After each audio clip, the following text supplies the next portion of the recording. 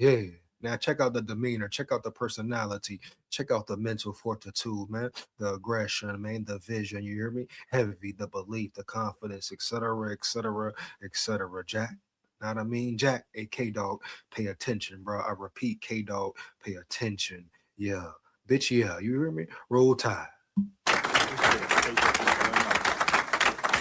Thank you very much. I can't tell you how pleased and honored I am to be your coach at the University of Alabama.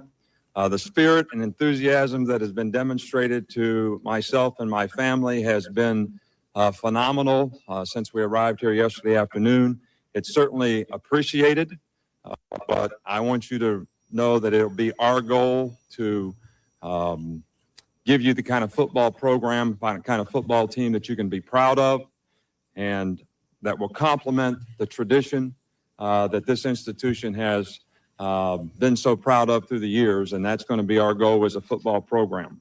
I'd like to thank Dr. Witt and Mao for extending the wonderful opportunity to my family to be your head coach at the University of Alabama. To the fans and supporters, the boosters, and everybody that's here that loves this program and loves Alabama football, I want everybody to. Hey Dre, you wildin', my dog. You said, yeah, you got a SABAN hangover in school. He's not coming back, bro. And I'm glad too. Hey, it ain't about a hangover, homeboy. You hear me? I just got to really break it down and show the level, man, of how tenacious he was, bro. You hear me? Heavy. I just got to show people the difference, man. The whole process he brung, man. You know, that's the whole point, bro. It ain't about the hangover, homie. Yeah. It's the new era, the Deboer, the K Dog era. So you know, ain't no time for a hangover, my boy. You know what I mean? Roll Tide. Ain't no time to think about, oh yeah, Saban going this, that, boom, boom, bam. No, bro, it's a new era.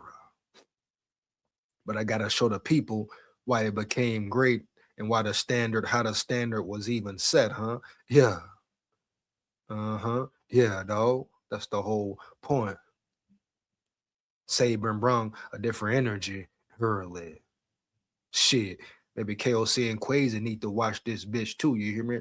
Early, man. Yeah. But the whole point is to just show Saban's mentality, dog, what he brung with him, what his goals was, bro, and how he was there to play no games. No games. He meant business, bro, from day one to his last day there. No matter how he may have left, he meant business, business, he. And the players knew that as well. Mm-hmm. Yeah.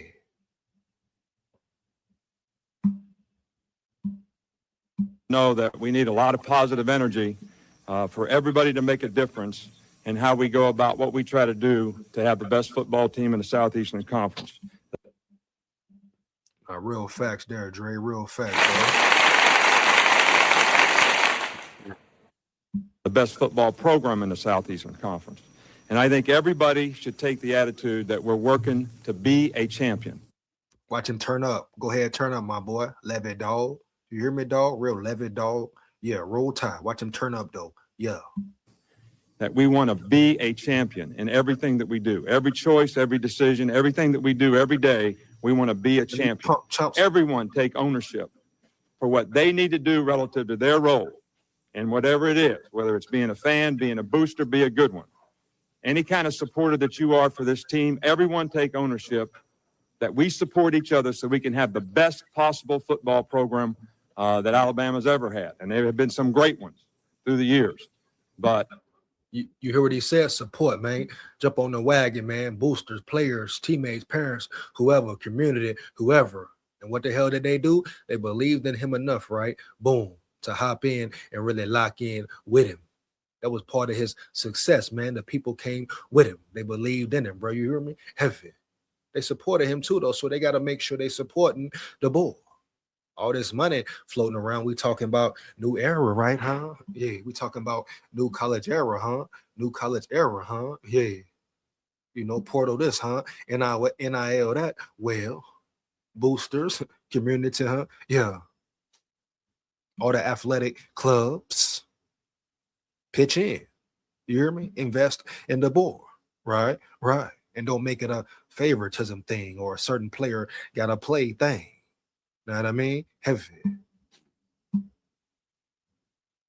Who Paul needs to listen to this speech.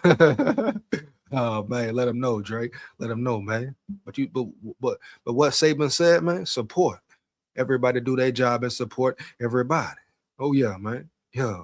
Get back to it, man. Yeah. Roll Tide. Yeah. The tradition here is phenomenal, and that's certainly a standard of excellence that we want to work and make our football program a part of. Our mission statement here is to create an atmosphere and environment for everyone to be able to succeed, first of all, as a person. We want players to be more successful in life because they were involved in our program by the principles and values that we're able to develop with them so that they can be successful relative to the character and attitude that they have as a football player here at this institution. The second thing is we want them to be successful with students. I always tell players in recruiting, there's two things that we want you to do here. You got two careers, one on the field and one off the field. And the one on the field means you got to graduate from college, and that's the one that's going to have the greatest impact on the quality of your life forever. So we want to have a great academic support program, and we want our players to succeed as students. The third thing is we want to be the best possible football players that they can be. We want every guy here to reach their full potential as a football player, play together as a team, and know how important it is to be a part of a successful team and fulfilling your role to that team. And the last thing is to use all the resources that this institution has to help everyone launch their career when they've represented this institution, when they leave this institution, that we help them launch their career so they can be most successful in life because of their association with this university and the people that have made this university great. So that's what we want to try to accomplish as the football coach here. Now, expectations. I know there's tremendous expectations here for what you would like to accomplish with this football program. And I can tell you that however you feel about it, I have even higher expectations for what we want to accomplish. I want to win every game we play. I've never gone out to play a game. We've never gone out to play a game where we didn't want to win, and it wasn't important to win, and we didn't focus on winning and put all our energy into winning. But I think it's more important that you're able to take it. All right, two things. Boom, right? First thing you heard what he said, most important, teaching them education, teaching them about life, having them ready for life, right?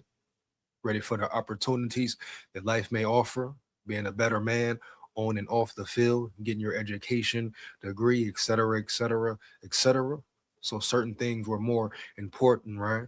Nick Saban actually cared about the players. That's the difference, the biggest difference now in the whole transfer portal, NIL bullshit, why it needs to be revamped heavy, So, it's tough for a player or a coach to really care, right? When the player really just thinking about money for the most part. So it could be easy for a coach to just, all right, bet, man, boom, lead with his money, lead with this, like most coaches are doing, like Dabo Swinney pointed out, So the substance and integrity, man, and character and true determination, man, and true morals and principles damn near have went out the door. I repeat, damn near have went out the door. And what for? Money, power, greed, et cetera, et cetera, et cetera. And this is not to just say, oh, you're mad because Bama can't get all the players. First off, Bama was never just getting all the players. What are you talking about for real?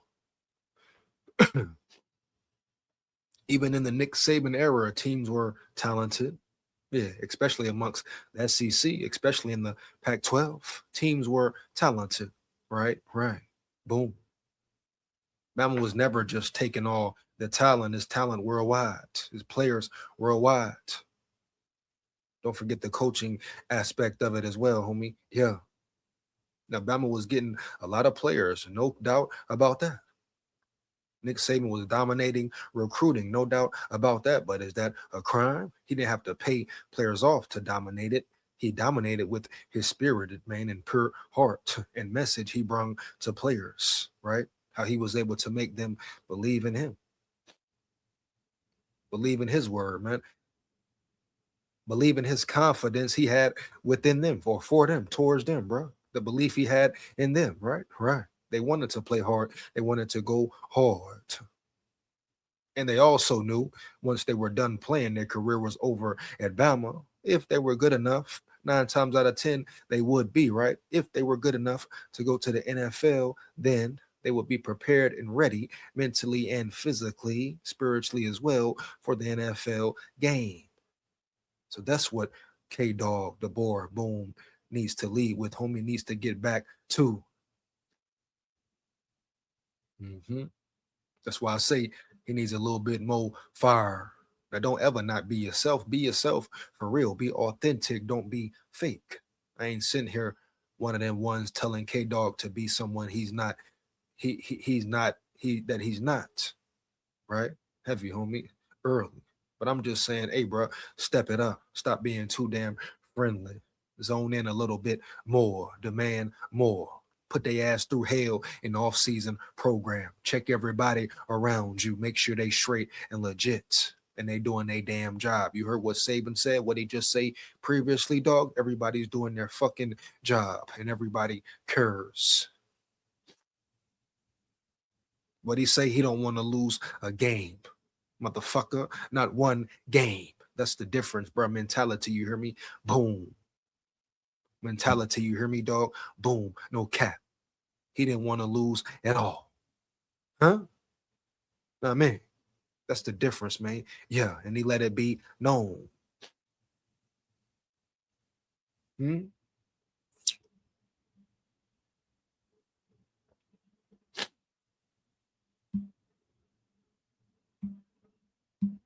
2015 was a classic game too. We missed 3 field goals in that damn 3rd and 15, and Calvin Ridley killed us. We was clacking Derrick Henry ass that game, Coker. Good game, man. A lot of classic, Dre. A lot of classic, Dre. You know what I mean? Heavy. A lot of classic, bro. You hear me? No cap. That was a great 2015 team as well for Bama. Difference. Crazy, bro. 14 was a good game too. We could stop Blake. 2011, we were tied 3-3 at halftime. I didn't care what Saban told him in the locker room. Y'all kicked our ass after halftime. That boy Saban, get him right, man. That boy Saban, get him right. Get him locked back in. That's what I'm talking about, the whole mental aspect of it, man. And you know how that 2011 team was. Straight domination. So I repeat, so heavy, man. Early. Yeah.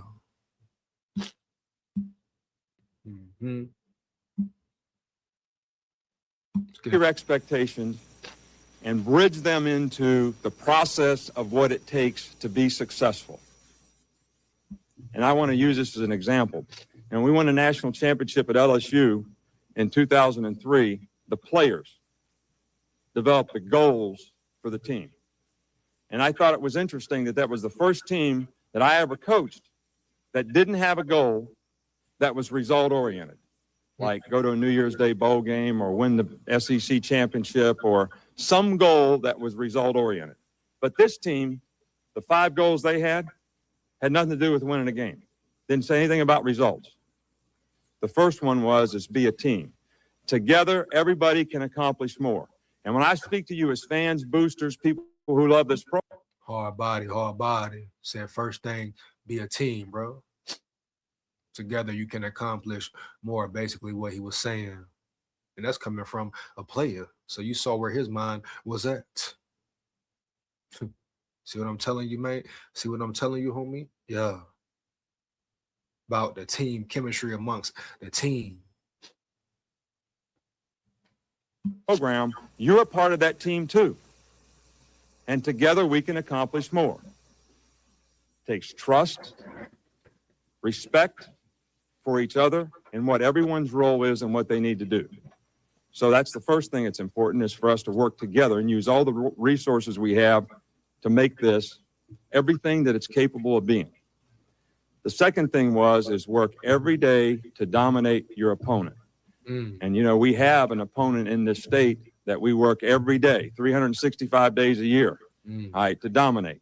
But that's. Hear what he said, though? Dominate, bro. You hear him? Eat, bro. Heavy early, man. No cap. All he want to do is eat. All he want to do is eat, dog. Eat, Levy, dog. Eat, Levy, dog. You hear me, huh? Yeah. Eat, boy. Eat, boy. Get it, dog. Get it. You hear me? Heavy. Get it, boy. Get it, boy. Huh? Levy dog's in the building, man. Yeah. You hear that, K dog? You hear that, K dog? You hear the word he used, K dog? Use it, my boy. Period. Yeah. Make it a part of your vocabulary every day, dog. When you approaching your team, when you speaking about your team, homie. Yeah. Hear what he said, K Dog, huh? You get it? You dig it?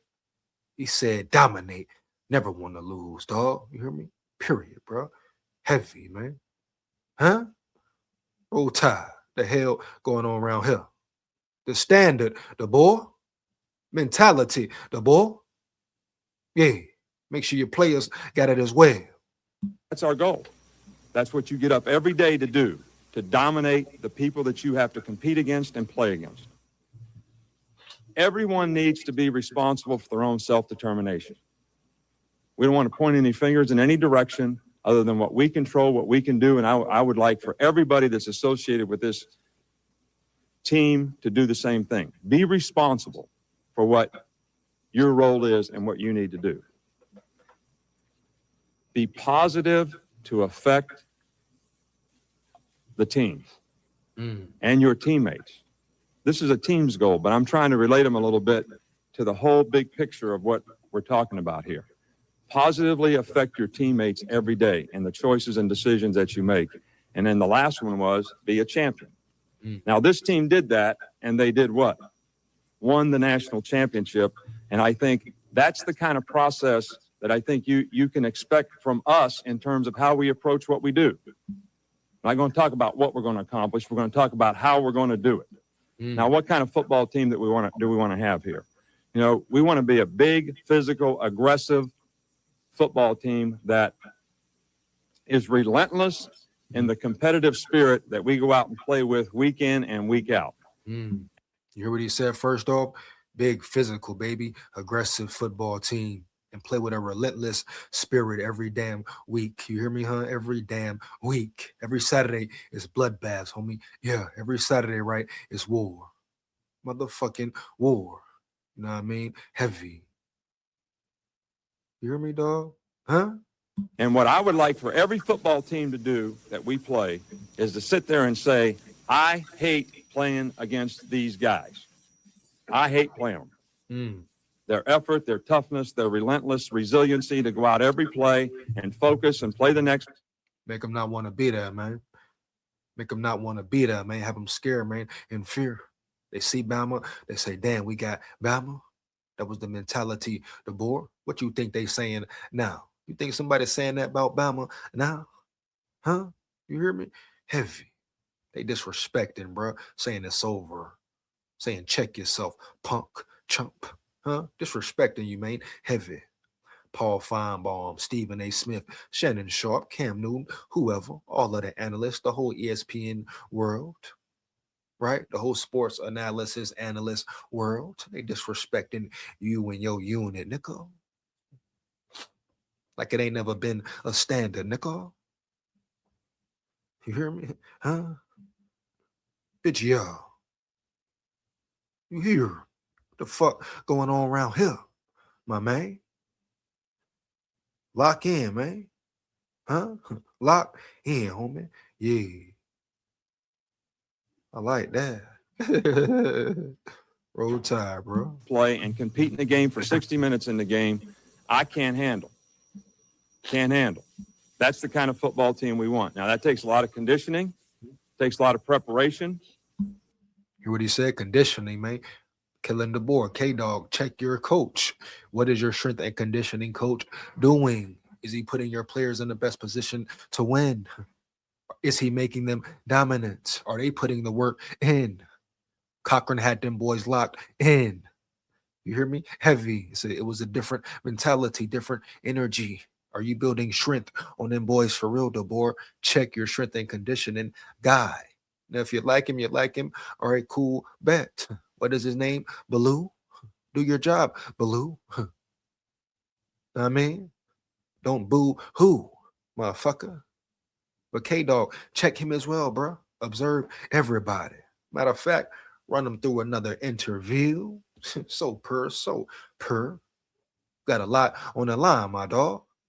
This year 3 for real. We gonna see what you bout. If you bout it, fool, for real, man. Yeah. You ain't got time to play or lay down. No cap.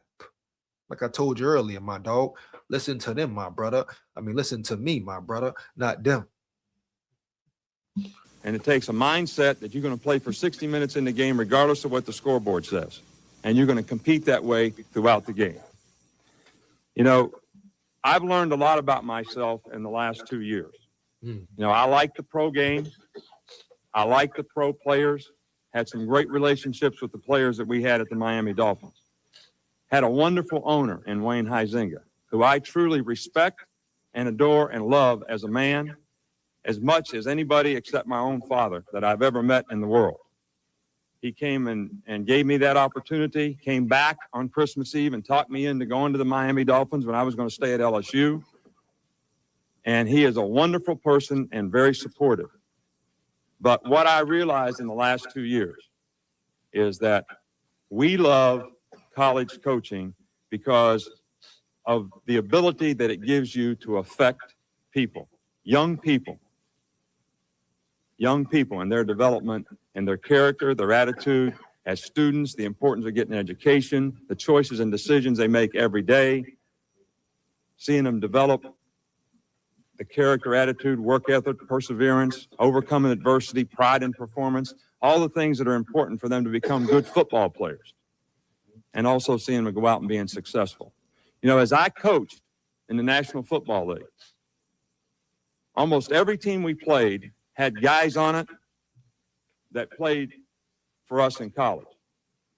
We played New England, they'd have 2 or 3 guys, whether it's Jarvis Green or whatever. We played the Buffalo Bills. You know, they had 3 or 4 guys, Josh Reed, Kyle Williams. But what the self-gratification that gave me is that I helped those guys fulfill their dreams when I was a college coach. Had him prepared, had him ready. That's where he got his whole process from. Ah, man. Yeah. What is your process, Deboer? I repeat, what is your process, K-Dog? Do you even know? Here we go, man. Roll Tide. Lock in. And that was important to me. And that's why I wanted to come back to college. My heart's here. I love it here. I like to affect people, and that's why we're here. And this obviously is one of the best places in the country to have an opportunity to do that. Obviously, what we want to do right now is, first thing we need to do is hire good staff. I think having good people is the most important thing you can do in having a successful program. There's a lot of good people here that we would like to get to know, and we will have to hire a coaching staff. We'll interview the coaching staff that's here, see if there's anybody that we would has the characteristics that we're looking for that would contribute to the kind of staff that we want to have. And the second order of business will be to try to pull together the recruiting class in terms of where we are with the players that we're recruiting, those that are committed, and any other players that aren't committed that we might be able to get involved with in the very near future.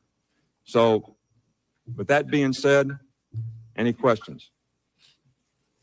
Yes. Coach, you talked a little bit about how you, the way you were received yesterday at the airport and here at the football complex. Have you ever experienced anything like that before? And did that solidify that you made the right choice? Well, it certainly was. There was a lot of positive self-gratification for me to know that the people here appreciated the fact that I was going to be the coach here. You know, when I went to LSU, I was at Michigan State. Nobody really knew much about me then. And there was the equipment man. Yeah, they love Saban. They was ready for Saban, man.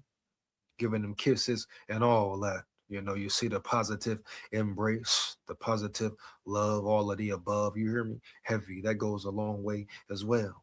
Just for the coach as well. You know, what is he walking into? What type of energy would the fans meet and greet him with, right? Right. You know, luckily, positively for Saban, they loved him, bro. They adored him.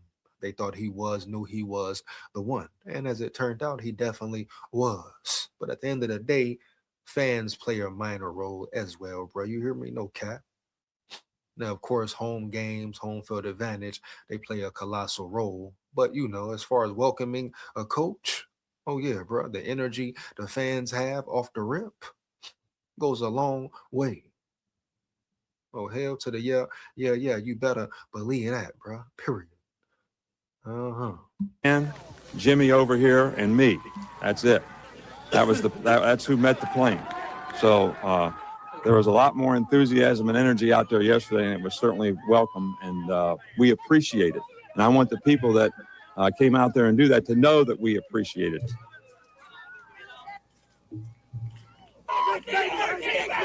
There's a lot in the back. Coach, you talked a little bit about your staff. Melissa Lee, ABC 3340 from Birmingham. You talked a little bit about your staff. A lot of rumors, even though you've been named the head coach, that rumor is done. But some of the rumors out there are that Jimbo Fisher might return once again be on your staff. Will he be on your staff once again, or possibly Coach Trickett? Well, there's a lot of coaches out there that have coached with me before that we would be interested in having on our staff here. That have a track record of being successful in whatever their responsibility has been. Jimbo's certainly one of those guys, but I am not going to specifically comment because of the circumstances that they're in right now and their jobs that would jeopardize a protocol that we would need to go through. See, Saban, he was already coming heavy at the media right there. You know what I mean? He had to check her right quick. Boom. Go ahead, let her know, hey, I'm not speaking on certain things because you guys want to hear it and you guys want to be messy. So I'm not going to say nothing about it at all. Like it or not, period, no cap, bro. For real. And we done seen Saban go off on the media a lot of times, bro. Professionally, to make it happen with any coach that we were interested in. So I'm not going to make specific comments to individuals. When we hire somebody, we'll let you know. We'll announce it so you'll know first. Coach Saban, Kerry Clark, Commercial Dispatch. He said he came in with it, boy. You hear me? Heavy. Could you go over quickly the type of offense you plan to run, the type of defense you plan to run here? Well, first of all, being a defensive guy, we've always run the same scheme on defense. I don't think that getting technically into it, anybody would understand. But we play a 3-4 over and under. Aggressive style, a lot of pressure, a lot of blitzing, a lot of man-to-man coverage in the secondary. Try to play close coverage. When I went to LSU, the first time they had a Bengal Bells group there, which was the women. It was the women's quarterback club. And the first time I went to address that group, they were asking questions like this: what kind of offense, what kind of defense, and all that. But the first question. There was a lady that was about 70 years old. She was about this high. She was all the way in the back of the room, reminded me of my grandmother. And I'm thinking these ladies are going to ask me questions like, does anybody bake cookies for the guys on Thursday night before the game? And this little lady gets up and she says, are we going to get up and play any close coverage on these people? Or are we going to be off and let them catch the ball in front like I've been seeing around here for the last 4 years? You hear me, homie? Yeah. Even the lady knew what's up. Like, hey, we're going to play some aggressive football, get in their damn face. You hear me? Hit them in the damn mouth. Come on, man. They know. Fans know. You hear me, huh? Yeah. Come on, bro. I said, we're in the right spot here now. We're getting coached up on the secondary. So, but that's the style we'd like to play on defense.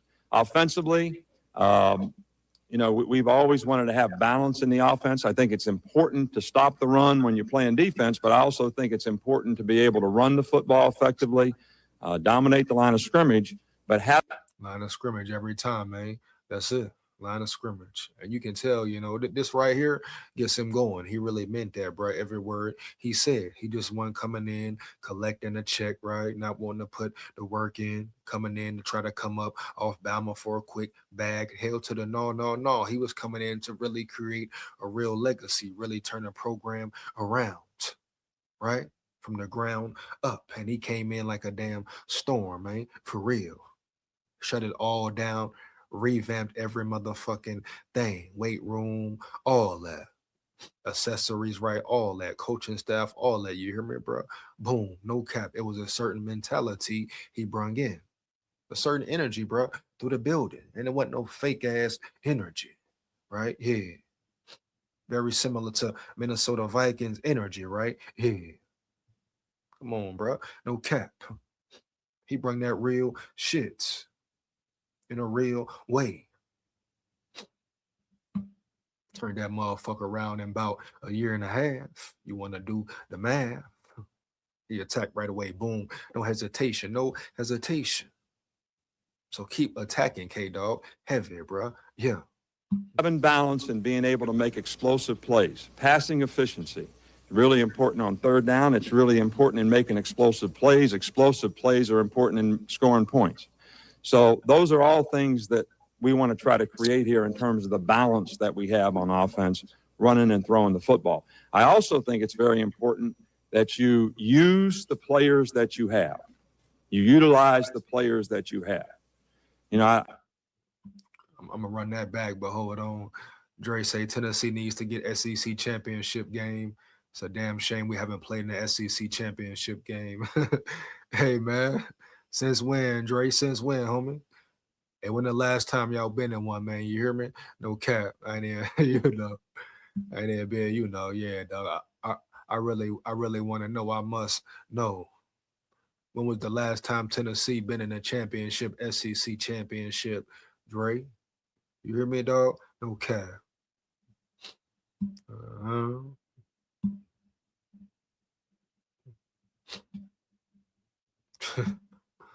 He said, bring in Saban to replace KOC quickly. Bring it quickly and swiftly. You hear me? Hey, heavy, man. I'll take Saban all day. Come on, man. All day, man. Come on now. Yeah. I hate to start telling stories up here, but, you know, you get me wound up. But, you know, when I was in high school in West Virginia, we played. He said you get me wound up, you get me wound up and shit. you tell he loving it. You tell he loving it, man. You could tell he loved ball off rip, man, from the jump in. You know, they get to talking that ball. What he say? You get me wound up, get him ready. He gonna go in on you, man, for real. But you can tell he love it. He ready for the win. He ready for the battle and the war. Right? He ready to put his process in play. Huh? You could tell all in his frame and demeanor. That boy was ready. That man was ready to win. And he was ready to lead them boys to victories. But not only that, he was really he was ready to be, so to say, a father figure, making them better off the field as well as real men. All right. Whether in the NFL or not. But real good humans as men, not I mean. Come on, bro. Put them in a certain position as men. Come on, man. Yeah. Masontown Valley. I was a sophomore, 15 years old, played quarterback. And we were playing at Masontown Valley. The school was here. You had to walk through the graveyard. The lights were bad. You get to the field, you go play, and we're both third and fifth in the state. So whoever wins the game is getting in the playoffs. In those days, only the top two teams got in. So we get behind 18-0, walk through the graveyard, go in at halftime, come out through the graveyard. We get 18-12. We got a minute 27 to go in the game, and we get the ball back. And Coach Keener doesn't call any plays. I call every play. He made Coach of the Year 8 years, and I call every play as a 15-year-old high school kid. So we get down to 4th and 12 at the 25-yard line. One timeout left, take it, and everybody in the town where I grew up is at the game. Every guy, every person. The last guy turned the lights out to go to the game. I'm saying, thank goodness Coach Keener is going to call this play, because then I won't get blamed for calling the wrong play. So I say, Coach, what do you want to run here? He says, what do you think? And I said, I think you should call this one. It's the last play of the game. And he says, I tell you what. He said, you got a 3-time All-State split end out there, and you got the left halfback's the fastest guy in the state. He says, I don't care what play you call, just make sure one of those two guys get the ball. So I called 26 crossfire pass. Threw it to left halfback, faked to him, threw a post corner of the X, 25-yard touchdown, and we won the game 19-18.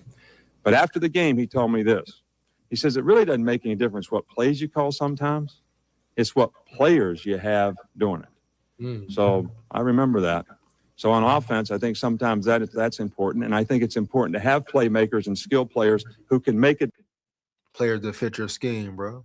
Players who gonna make the plays, period. And he knew what type of players he wanted.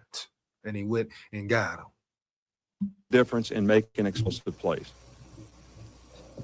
Coach, Dave Cartoonin from 7 News in Miami. In the past, you've been quoted as saying the best way to disrespect someone is to just walk away from them. By your own definition, do you feel like you disrespected the Dolphins organization or their fans, and is there anything you'd like to say to them? Well, Oh man, he came with a real question there, huh? I repeat, that man came with a real question there. I think that the 2 years I was in Miami, that I affected the team in a positive way. I mean, we were a 4-12 team that was $17 million over the salary cap. And I think even though the misfortunes of this season, whether it's Ricky Williams' suspension, Dante Culpepper not being able to play because of his knee injury, Ronnie Brown getting hurt halfway through the season when he was starting to roll well, whatever those misfortunes. Oh, so they was trying to make Saban a scapegoat, huh? Man, that's how Miami was trying to play it, right? Saban like, no, man, hold up. It was a lot going on around yonder in Miami at this time. You know what I mean? And if you know about this time here, man, fire the chat up. Let me know. You hear me, dog? Heavy. But yeah, they trying to make Saban the scapegoat, like he made a wrong, foul, or false move, right? Heavy. Oh man, but Saban said, no, dog, hold up, let me check you right quick round yonder. You know what I mean? He brung up Ricky Williams, Culpepper. Man, Culpepper. What you got your ass in Miami for, Culpepper, huh? Yeah, my boy. Were we came up a little bit short in how many games that we won. All right, but I think the team is closer to being successful now. And I think that the salary cap is in much better condition. And I think they have all their draft choices. So they're better off than they were now. My commitment to that organization, and it was premature, to not stay there. All right. But if I knew, and Wayne and I talked about this, that my heart was to go back to college. And I think everybody should understand that I wasn't going to take this job. All right. And I called Wayne on December 23rd when I went to the Miami Dolphins and said, I don't think I can do this. It's too emotional. I'm a college coach. I want to stay in college. And he came back on Christmas Eve the next morning and talked me into going. All right. And I gave my best effort for 2 years to do that. And I think the organization and the team is better for that. And it was premature for me to leave. But at the same time, if I knew that my heart was someplace else in terms of what I wanted to do, I don't think it would have been fair to the organization. See that right there, that little example right there, that tells you how Saban definitely follows his heart, just like he left Bama abruptly. Everybody said he left abruptly, left Bama in a tight spot, a tough situation, which he did. But at the end of the day, right, he didn't care at all. And just like the Miami situation, now, I'm not saying he was wrong for leaving Miami. I would have to know way more details as well. But at the end of the day, it's clear to see, bro, very evident. When he follows his heart, he follows his heart. You know what I mean? He wanted to leave Miami, go back to college. He was done at Bama. He couldn't give it his all no more. Whether he was scared about the NIL, or scared about the portal, or just didn't want to deal with it. I ain't gonna say scared, but just didn't want to deal with it, and the bullshit that will come with it, like it already has been. But he follows his heart. And when he's done, bro, he's done. Know what I mean? Done. You hear me? Heavy, man. No cap. Yeah.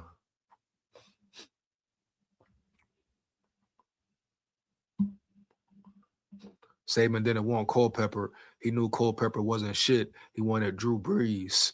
Oh, damn, man. Oh, yeah. Oh, yeah. Organization if I stay. Damn, Dre, that's crazy, Dre. Culpepper going to the Vikings, you know what I mean? Dre, that man going Vikings, Dolphins, that man going everywhere, ain't he? Oh, man. And that's what Wayne and I talked about. We communicated, and we both kind of agreed that that would be the best thing that we could do. Coach. So So he probably left because they damn didn't want to listen to him. I mean, what the hell did they expect? You hear me, though? He told him he didn't want a certain player. They still got him. He said, "Fuck y'all, I'm gone." Period, dog. That make you look at the whole Brian Flores situation different with Miami. You know, Miami been kind of suspect heavy. Well, I want to hire the best staff that we possibly can. Okay, and we've already started, to hire some people. We've got some other people coming in, but I don't think hiring a staff is something that you really put a timetable on. When you're trying to get the best people, there's a process and a procedure that you have. You hear what he said? Trying to get the best people. It starts with your staff, Deboer. It starts with your staff, K-Dog. For real. Listen, pay attention. Forget the media. Listen to me. Early, man. Roll Tide. Bitch, yeah. Have to go through, and we're not going to take shortcuts to hire somebody, because once you get married to them, they're here. You're with them. So I'd rather get the best people, do the due diligence that we have to do to get the best people, and then end up having the best quality of staff, recruiting staff, coaching staff, teaching staff that we possibly can. So we want to do it as quickly as possible, all right, but we also want to do it as efficiently and effectively as possible to get the best product. Coach Saban, Cecil Hurt from the Tuscaloosa News. Just as a follow-up, when did you initially become aware that there was an opportunity at Alabama, and what was your initial emotional reaction upon hearing that? Well, obviously the timetable for me was there was interest after Coach Shula was dismissed. I was in the season and said that I was not interested because my commitment and focus was to our team and our players to give them the best opportunity to win each week. And somebody else got hired, all right, and that was fine. And then for a long time, nothing happened. And the assumption was made that there was some interest on my part. But I stayed focused to our team and what we needed to do each week to give our team the best chance to be successful. And I'm quite frankly proud that our team beat New England and played two really good football games against the Jets in Indianapolis, even though we came up short during that time. And that was my focus, and that was the process that I went through. Not until after the Indianapolis game did Jimmy tell me that there was an opportunity here that specifically, all right, and that the possibility of me being the coach here did exist. And not until about 6 o'clock on Monday, after the Indianapolis game, did I decide to talk to Mal, talk to him on the phone. I never had a meeting with him, just talk to him on the phone. So that's kind of the sequence of events for me. That's the timetable. Terry and I decided after talking to Mal that we would think about this. We thought about it for a day and made a decision that this is where our heart was. And man, and how happy are we that he made that decision? Oh, man. Oh, yeah. Roll Tide. This is what we wanted to do, and it's a great challenge, a great institution, and we're certainly happy to be here. Given that you have had several different coaching stops in relatively short amount of time, do you plan on staying 8 years in Alabama? So how long? Well, let me just say this. My next stop, you know where Lake Burton is? It's in North Georgia, right on the North Carolina border, Rabun County. All right, it's a lake. It's where they made Deliverance, if you ever saw the movie. All right, that's where I go in the summertime. That's where I like it, and that's my next stop. All right, so as long as the people here are committed to trying to win, I'm going to want to be the coach here, and at some point in time, maybe somebody else can do it better, and if that time comes, that's where I'm going, Lake Burton. They don't have a football team there. Oh, man. You heard what he said, man? Oh, man. You saw, man, he proved it as well, huh? He coached, he did it at a high level up until he was all the way really done. But an interesting thing he said, man, and pay attention, K-Dog, pay attention, Deboer. I'm finna get up out of here. I'm gonna finish the rest of this. What'll be Saturday? Yeah, tomorrow Vikings, Saturday Bama again. Yes, I'm gonna finish the rest of this interview up on Saturday. Come rock and roll with me. Lock in with me, baby. Yeah. Roll Tide, full of pride. Win, lose, or draw, but we come to win. We bringing back murder, ball. But you hear what he said? And maybe the next guy comes along and does it better. But either way, he gonna be on the beach somewhere in where Florida, whatever city he said, whatever state he named. But he pretty much made it very clear. When I'm here, we committed to winning. We committed to being the best, the greatest, putting the real effort in the right way, standing by the standard and the process.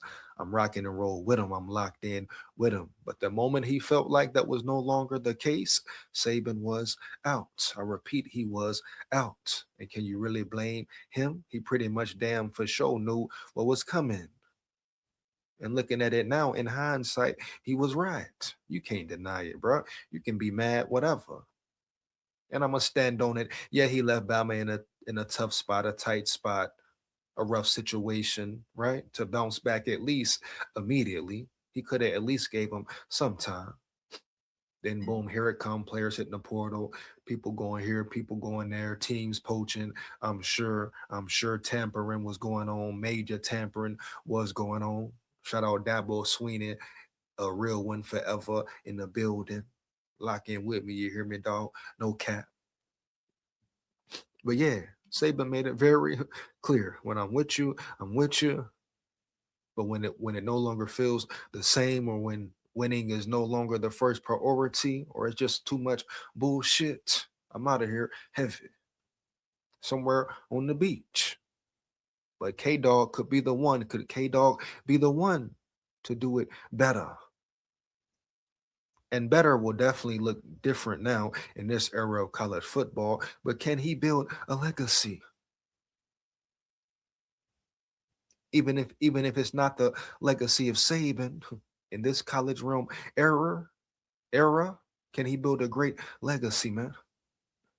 You know what I mean? Can he win numerous national championships? Yeah?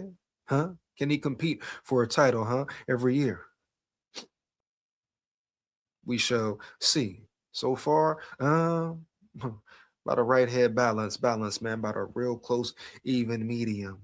Then you give him a slight, a slight push nudge of ahead, of positivity rather than the negativity, right?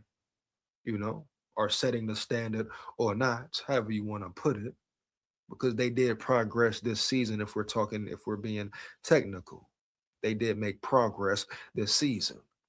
They did better than they did last year. So you got to give him credit for that. Of course, it won't be overnight. No way it can be overnight in this college era, but he must adapt, period. Just like Saban adapted back then, bro, period. No cap. Mm-hmm. We got a pontoon boat, though. A good one. Coach Saban, Kirk McNair, Bama Magazine. Did you have any conversations with any previous Alabama head coaches? And if so, could you share any of that? Yes, I talked to Gene Stalling,